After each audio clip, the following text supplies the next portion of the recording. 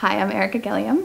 I'm a watercolor artist and I'm a local here in Bloomington and Normal. I grew up here, went to Normal Community, and I moved around a lot after, but I've come back home in the last few years.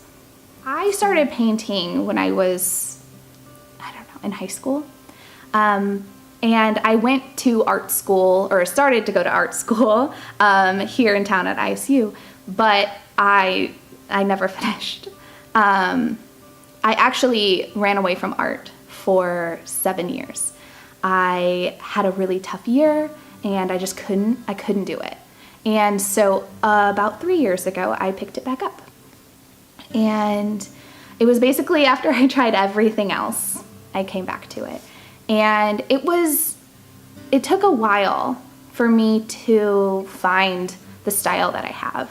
A lot of playing, and I changed my medium. I used to use acrylic, and I shifted to watercolor because out of cleanliness and necessity. I had a toddler, but as I started to learn more, I started really simple and with simple elements. And as I started to become more comfortable and develop my style more, I really love to paint more detail. I want more things in my paintings and as many little hidden details as I possibly can. So I started just creating more story and telling more with the pieces. I still have some simpler ones, but I think that's probably the biggest change is I wanted it to go from just a subject to something that you can really connect to.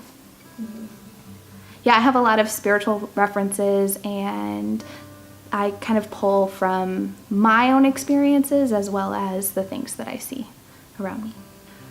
I have spiritual references in my work from my own experiences. I love things like the moon and kind of looking at our connection to cycles and who we are. And I love kind of looking at different cultures and how their lives were spiritually and kind of bringing elements of those in and going with my own personal spiritual journey to pull references and elements. I love to throw in things like astrology or just random details that you wouldn't notice, like things in the stars or whatever of my work. So it's kind of a personal journey, but also looking at, there is a lot of symbolism in my work. And I definitely think of the animals and the creatures that I paint as these symbols. Sometimes it's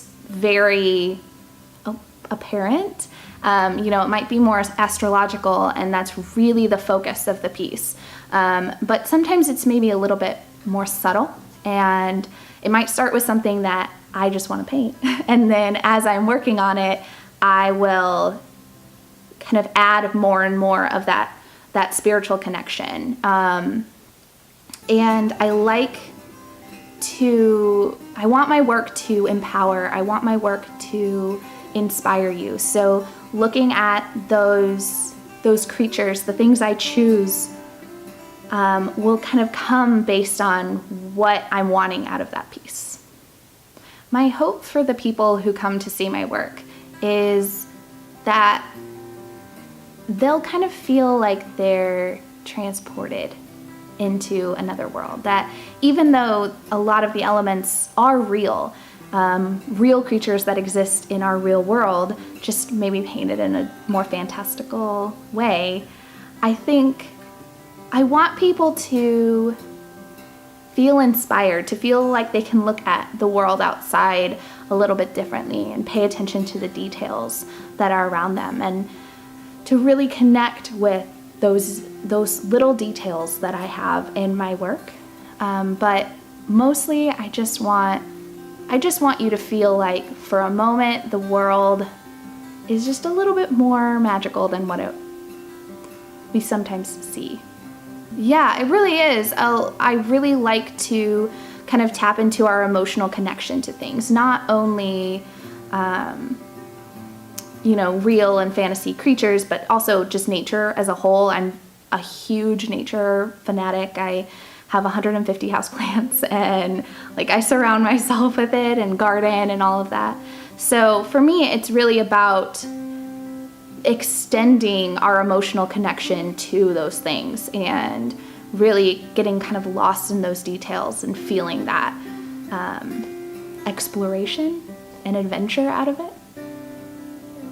Moon water is water that I have placed outside on a full moon or new moon. So many believe that there is some kind of energy that comes from the moon. I like the natural connection to it, where this isn't just water I went to my sink and got, but it was intentionally created and prepared for those pieces. And I just have jars of it all over my house.